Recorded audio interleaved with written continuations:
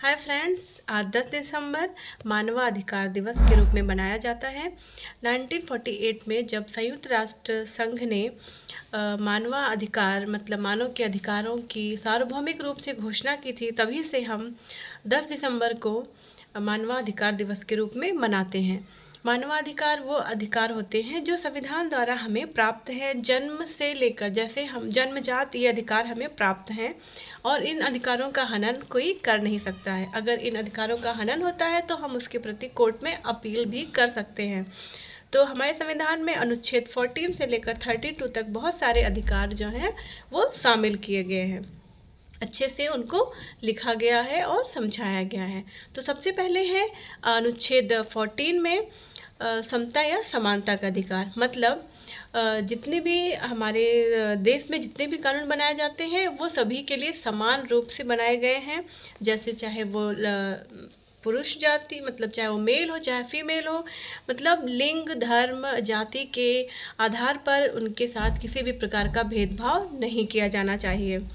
और जो आर्टिकल 15 है उसमें बताया गया है कि हम अपनी मतलब जन्म स्थान आदि के आधार पर नागरिकों के प्रति जीवन के किसी भी क्षेत्र में भेदभाव नहीं किया जाएगा। मतलब हम कहीं भी नौकरी कर सकते हैं। अगर हम किसी का फैक्ट्री में जॉब करने जा रहे हैं, कहीं भी जॉब ढूंढने जा रहे हैं, अगर हमको ये बोलकर मना कर दिया जा रहा है कि नहीं आप लड़की हो तो नहीं, आप लड़के हो तो नहीं, आपको पहले वरीयता देंगे, लेकिन ऐसा नहीं है।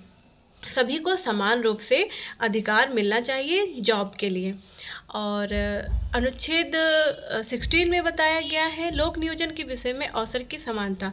मतलब हम कहीं भी, जैसे कि नागरिकों के लिए अवसर की मतलब कहीं भी हमें कुछ भी करना है तो हमें आप इस जाति के हो ये कहकर हमें रोका नहीं जाएगा। आप इस जाति के हो तो हमको आगे बढ़ा, ऐसा भी हमें किसी भी काम को करने के लिए किसी भी मतलब हमें समान रूप से सारे अवसर हमें उपलब्ध कराए जाएंगे। अगर ऐसा होता है तो हम कोर्ट में अपील कर सकते हैं। फिर है आर्टिकल 14 जिसमें अस्पृश्यता का अंत बताया गया है। इसमें क्या है कि अगर हमारे साथ छुआछूत, हम नीची कास्ट के हैं और इस आधार पर हमारे साथ छुआछूत किया जा रहा है, उसकी भावना अगर कोई हमारे प्रति रख रहा है तो हम उसके खिलाफ अपील कर सकते हैं। एंड आर्टिकल 14 में है उपाधियों का अंत।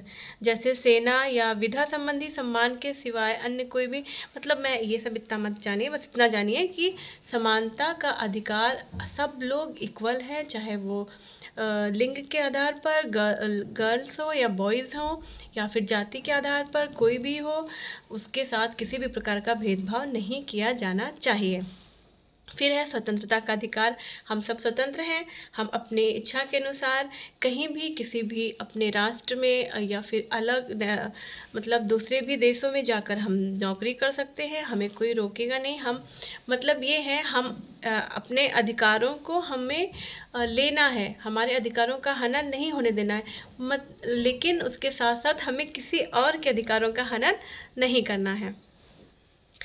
जिसमें